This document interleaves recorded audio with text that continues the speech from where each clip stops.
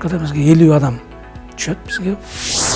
30 жашта илим доктору болгом. Биринчи кесип туура тандаш керек. Адам кыймылсыз, адамда жашоо жок. Бел тапты сүйүш керек. Аясадан өтүп алысмын. 28 миң адамга операция жасадым.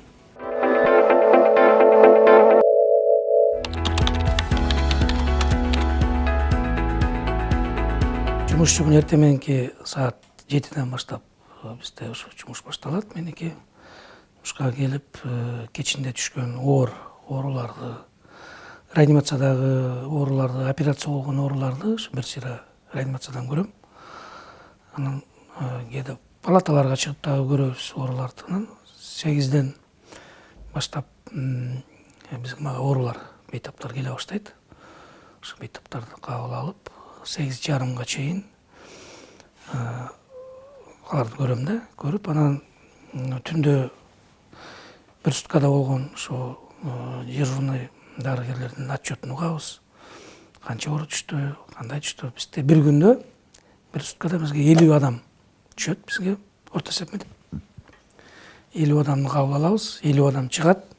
Ошол кыймыл аракеттин баардыгын бир сыйра карап, алар менен таанышып, арасында оорулар болсо, бейтаптар болсо, аларды дагы көрүп бир сыйра анан пландар түзүп дегендей. Анан 8:30дан баштап бизде операция башталат. Ооруларды бере баштайт операцияны. Ошентип операцияга кирип кетем. Кечкери 5-тен 12-ге чейин операция жасайм бир күндө. Эң аз дегенде 5 болот меники операция. Бизде 12 операционный зал бар да. Ошо 12 операционный залда параллельно күнүнө 50-ге жакын операция болот. Бул ортопедиялык, травматологиялык операциялар да, бир күнү параллельно. Анан меники кээде ошондой болуп калат, мындай бир залдан бир залга муну бүтүп атып, бул жак даяр болот, муну бүтүп бул жак ушинтип конвейер сыяктуу даяр болуп жасап ошентип саат 3-4гө чейин, кээде 6-7ге чейин операцияларым болот. Ортодо операциянын ортосунда убакыт болуп калса, келип бүгүнкүдөй болду, силерге келгендей, менде дагы оорулар чогулуп калат, аларды дагы көрүп, бир сыйра анан ошентип. Антпесе операциядан кийин менде күнүнө 40-тан 70-80ге чейин оору кезекке жазылат. Ошолорду кабыл алышым керек да. Ошентип мен жумушчу күнүм эң жок дегенде 7-8де бүтөт да. Эң аз дегенде 7-8де бүтөт. Эми бул күнүмкү жумуш болуп калды. Албетте чарчайсың. Бирок мага келгендери оорулар бул баягы телефон чалышып, менин жардамчыма жазылып, арасында бир ай күткөнү бар, бир жума күткөнү бар, жазылып, чыгылып, баягы эңсеп, үмүт артып келгендер да. Алардын баарын кабыл алмайынча мен үйгө кете албайм.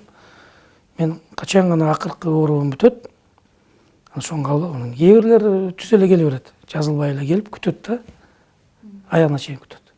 Аларды да кабыл алам, баягы жазылбаса дагы, кезекке турбаса дагы кабыл алып, анан үйгө кеткен күндөр болот да. Ошол мен жумушум ушундай кечкери.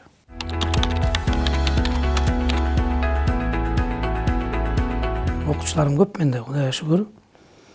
40-тан ашык илимдин кандидатын, докторлорун чыгардым.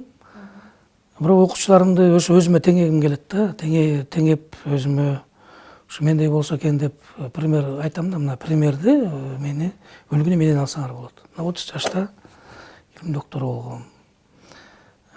26 жаштын илим кандидаты болгом. Ушулардын баары эмне менен? Бунун баары эмгек, чоң эмгек. Талыкпаган өжөрлүү эмгектениш керек да. Өжөрлүү эмгектенсең, эмгегиң үзөгүн артасың.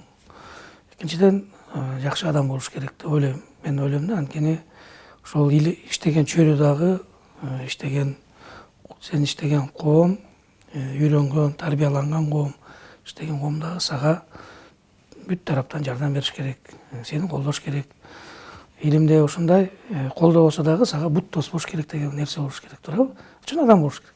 Ошол сыяктуу эле Мен şimdi ушул Крымда, Симферополь шаарында, Крым медициналык университетте 6 Симферополь шаарындагы 6 шаардык ооруканада иштедим да. Ошол жерде иштеп, жөнөкөй дарыгерден, ординатордон, дарыгер, аспиранттан баштап, ушул илим докторуна чейин ошол 8 жылдын ичинде бир жерде иштеп, ошол жерден илим докторун жасап, анан Москвалык медициналык академиядан, ошол жерден 95-жыл.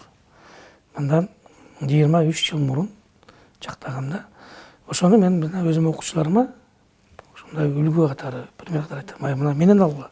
Кандай иштеш керек, кандай окуш керек, кандай өзүңдүн иш планыңды, илимдин планын, жегиле жалпы практика, жанагы биздин ортопедияны кандай түзүш керек, ошондой план түзүп алып, туура жол тандап, убакытты кандай пайдаланыш керек. Бул өтө өзгөчө мындай маанилүү нерсе да. Убакытты туура пайдалангандын өзү өтө пайдалуу. Ошолардын баарын түзүп алсаңар, ишиңер жакшы болот. Алдыга жыласаңар, бат жактайсыңар деп ошо балдарыма дагы, окуучуларыма айтып үйрөтөм да. Өзгөчө жаш балдарга айтам да.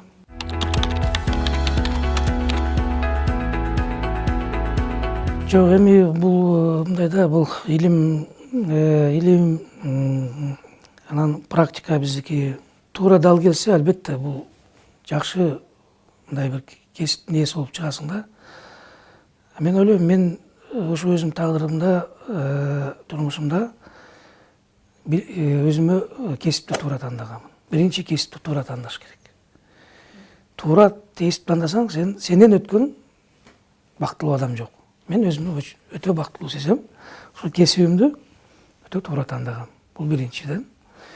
Анан экинчиден, бул баары бир ата энеден өткөн жакшы касиеттер болуш керек. Генетика деп коебуз. Мына ген аркылуу ата энеден балага жакшы касиеттер өтүш керек. Мына ошол бул экинчи жагы. Үчүнчү айткым келет, бул тарбия. Эми тарбияны биринчи ата эне берет. Дагы да болсо ата эне берет биринчи. Экинчи, сенин айлана чөйрөң, сени окуткан мугалимдер, туурабы, эже агайларыбыз, ошолор институттагы, мына ушул нерсе, мен ойлойм, баары чогулуп келип, ошо адамдын жанагы жакшы бир кесипти тандап, анан жакшы тарбия алып, жакшы билим алган өзү, жакшы кесипкей болуп чыккан өзү дагы ушул үч нерседен көз каранды деп ойлойм. Мына ушул нерсе менде бар. Мен бактылуумун, ошон үчүн мен бактылуумун. Ошон үчүн мен 30 жашта илимди жактап, сыртта жүрсөм дагы, жаш доктор наук болуп, жаш профессор болгондон бирден бир неси, жанагы секрети деп коебузбу, же формуласы деп коебузбу, мына ушунда да үч нерсе менде болду. Мен бактылуумун өзүм, бактылуу сезем. Ортопедия, травматология бул медицинанын жакшы бир бөлүгү. Медицинанын ар бир тармагы жакшы, бирок ар ким өзүнүкүн мактайт, өзүнүн кесибин да. Мен дагы ошол өзүмдүн кесибимди мактагым келет.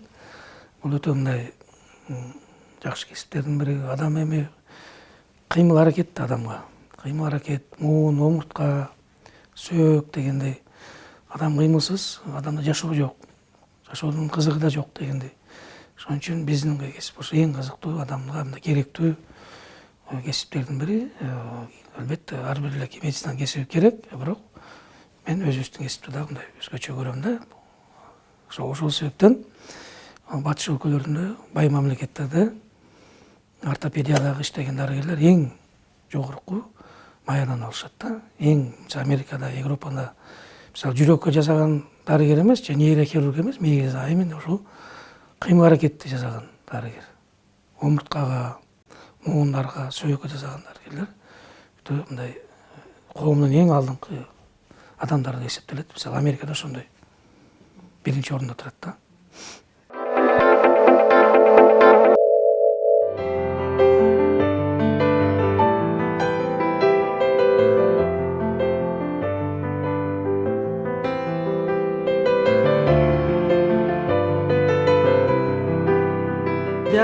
Бүтүн биягы сынган да. Операцияны баштадык 12:55-те.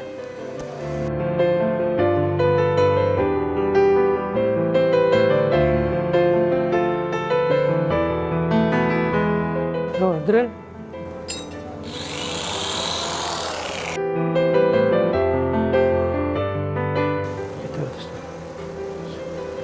Бүттік. 25 минутта бүтіп қойдық.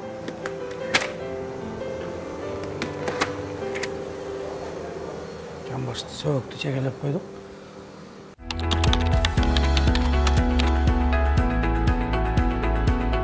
Ана мен ушул Кыргызстанга көп жаңы технологияларды киргиздим. Анын ичинде жана омуртканы микрохирургиялык жол менен жана грыжаларды алып, эртесөгүнү бастырып, 2-3 күн эле жатат дары ооруканада. Кичинекей эле кезип эле мына терини. Муну киргиздик. Омурткаларды алмаштыруу, атайын титан жана кейдж танкрат деп коет, динамический лифт деп коебуз. Ошолорду киргизгенден да биринчилерден болуп киргиздик. Транспедикулярный омуртканын сынык омурткаларды артынан чегеде мыкты темирлерди кагып, анан омуртканы көтөрүп, баягы жабышып калган сынган омуртканы көтөрүү боюнча дагы эми Кыргызстанга көп нерсе киргизди. Сколиоз омурткасын операция жасоо жолу менен анын дагы 2 түрү, 3 түрү болот. Ошолордун баардыгын ушул мен тарабынан, менин окуучуларым менен чогуу бирге мен киргиздим десем болот. Мындан тышкары жанагы сиз айткан протезирование, муундарды алмаштыруу. Муну дагы биз Орто Азияда биринчилерден болуп, Орто Азия Казакстанда биз киргизгенбиз. 96-жылы атайын Европадан Эскулап деген чоң Германиядан компанияны чакырып, завод, фабриканы чакырып, ошолор жанагы заводдун представительдери келип, ошолордон биринчи операцияны биз ошол 96-жылы баштаганбыз да. Мына бүгүнкү күндө жылына 1,5 миң адамдын муун алмаштырабыз. Мына бул дагы анан жанагы онкопротезирование деп коет. Жана онко рак сөөк менен ооруп муундар ооруйт да, муун сөөктөр ооруп, ошо сөөктөрдү, муундарды толук эле алмаштырып, жаңы муундарды, онко муундарды салып, бул жагынан дагы биз биринчилерден болдук десем мен жаңылбаймын. Жана микрохирургия, позвоночник боюнча биз Россиядан да мурун биринчи баштаган, мен Украинада иштеп жүргөндө биринчи жолу ушу Украинага киргизгем да. Жана микрохирургия жолу менен грыжаны алуу, омуртканын грыжасын. Анда биз биринчилерден. Эми айтып берсе, жана сындыктарды жамап, жанагы сөөктүн ичинен иштеп атайын киргизип, блок коюп, бул жагынан да биринчи болдук. Жанагы сөөккө пластинанын угловой стабильность деп коет, ал жагынан биринчи болдук. Негизи көп нерсени биринчилерден болуп киргизип, дүйнөлүк стандарттагы дарылоо ыкмаларын биз биринчи болуп ушул Кыргызстанда эмес, жалпы Орто Азия Казакстанда биз биринчи киргизгенбиз. Бул эми ачык эле сөз. Биз муну көп жыл мурун эле баштап койдук. 20 жыл мурун баштаган нерселерди. 20-25 жыл мурун. Анан эми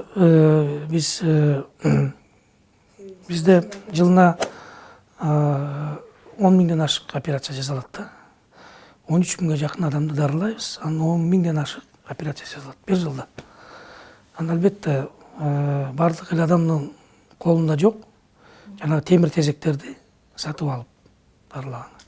Операцияны өзү негизи бекер эле жасалат. Операцияларчы.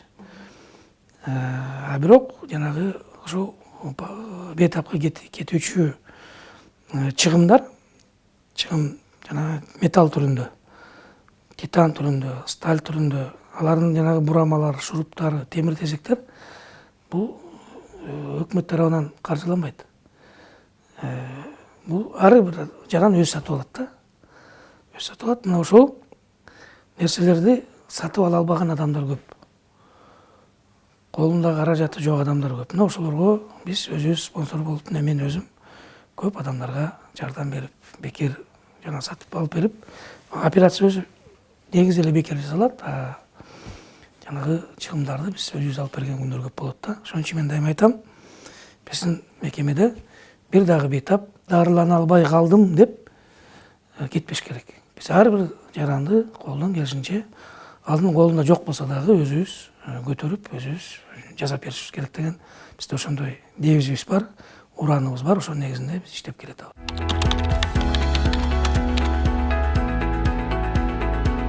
Көптөгөн бомжторго жардам бердик, операция жасап, ушу чыгымдарын өзүбүз алып бердик да. Кетүүчү чыгымдарын өзүбүз сатып берип, өзүбүз жасап бердик. Мындай жагында бизде мындай мен өзүмдөн окуучуларыма да айтам, коллективиме да айтам. Бардыгынан сурасаңыз айтат. бейтапты эмне кылыш керек деген, бара бейтапты сүйүш керек деген бизде ошондой девизибиз бар. Бейтапка өзүңдүн бир тууганыңдай, ата энеңдей, биринчиден балаңдай, бир тууганыңдай мамиле болмоюнча ал жасаган эмгегиңен, жасаган ишиңен, операцияңан жакшы жыйынтык чыкпай калышы мүмкүн. Кудай да карап турат. Ошон үчүн ар бир бейтапты сүйүш керек, өзүңдүн жакын адамыңдай, жана мен айткандай. Ошондо гана Кудай да бизди колдоп, колубузга шыпа берип, ал жанагы бейтаптар тез аранын ичинде аягып кетет да. Ошондой урам менен иштейбиз.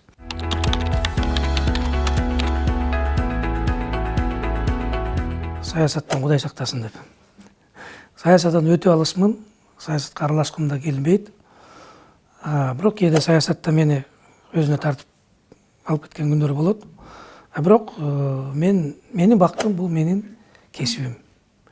Менин ушул өмүрүмдү, жашоомду, турмушумду, убактымды, бүт акыл эсимди, илимим, билимимдин баардыгын мен өзүмдүн сүйгөн кесибиме, ортопедияма, өзүмдүн сүйгөн пациенттериме, бейтаптарыма арнап койгом да. Ана мындан аш кандай адамга бакыт керек, мындан аш кандай байлык керек? Жок да мындай нерсе. Менин ордумду мендей болом деп мен ойлойм, ар бир саясатчы деле ошондой эңсесе керек. Ушул Жумабековдой кесипкөй ушундай бир ортопед болсок деле, болсок арманыбыз жок деген мындай саясаттын мен деген саясатчылар деле айтса керек деп ойлойм да. Себеп дегенде мен угам андай. Мага да айтышат, өстөр айтат. Ой, сендей болсо бизге мындай жүрбөйт элек бул. Парламентке барып, жетеги партияга кошулуп, буга көрүнгөн менен чабышпай, жаман көрүнбөй деп. Ошон үчүн мен өзүмдү бактылуу сезем. Бул жана мен айттым го башында, кесипти туура тандоо. Мен өзүм кесибимди өтө туура тандап алгам.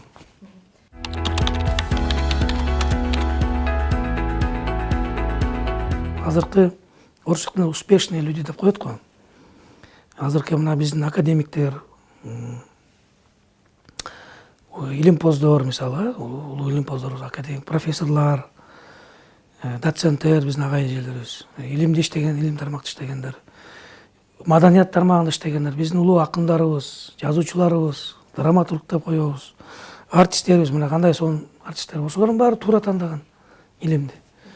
Саясат тармагында дагы күчтүү саясатчыларыбыз бар. Мына Кыргызстанга канча деген эмгек сиңирген, канча деген мыкты бизнес тармагында канча деген улуу инсандарыбыз бар, мыкты бизнесмендерибиз бар, экономикага чоң салым кошкон. Мына ушулардын баардыгы кесибин туура тандаган, убагында туура тандап алган мыкты азаматтар да. Мына ошондой болгула деп мен жаштарга айтар элем, кесипти туура тандагыла деп. Максатты туура койгула.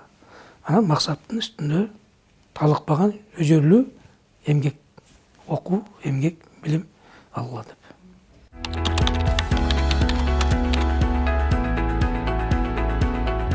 Албетте мен ушул эле кесипти, ушул эле жолду тандап алмакмын. Себеп дегенде мен бүгүн 28 000 адамга операция жасадым. 28 000 адамдын артында дагы бир жок дегенде 50-60 000 адам бар, туурабы? Мына 100 000 адамдын бир үй бүлөсүн мен үй бүлөсүнө жакшы бир жакшы маанайды, жакшы ден соолукту биринчи, маанайды, күлкүнү, көп адамдын тукумун уладым десем болот да, мисалы, туурабы? Ошол операция жасап канча адамдын бутуна тургузуп. Бул мен үчүн чоң бакыт болуп эсептелет да. Вот. Анан ушул айткым келет да, элиме мен ыраазымын, өзүмө да ыраазымын. Ошол канча деген элдин батасын алып, канча деген элдин ыраазычылыгына ээ болуп, бул бата деген дагы жакшы нерсе. Бата менен эл көгөрөт дейт. Мына ошол көгөрүп агарганын өзү дагы ошол элдин батасы го деп ойлойм.